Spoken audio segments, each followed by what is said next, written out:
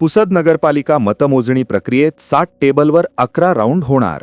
सकाळी 10 वाजतापासून होणार सुरुवात. सुमारे 4 वर्षांपासून प्रतीक्षेत असलेल्या नगरपालिकेच्या निवडणुका अखेर पार पडल्या.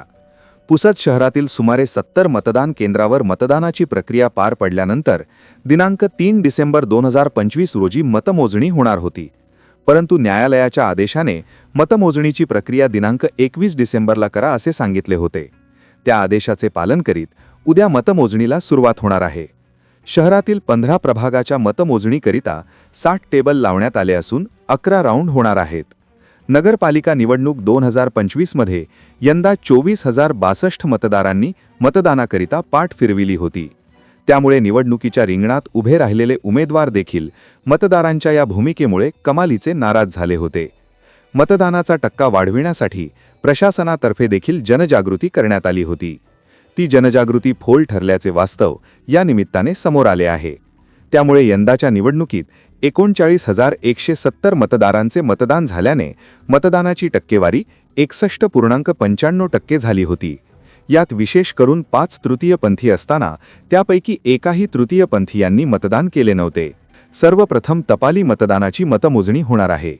त्यानंतर एक प्रभागासाठी एक टेबल असल्यामुळे एक प्रभाग संपेपर्यंत मतमोजणी सुरू राहणार आहे. सकाळी 10 वाजल्यापासून मतमोजणीची प्रक्रिया सुरू असून दुपारपर्यंत मतमोजणीची प्रक्रिया पूर्ण होणार आहे.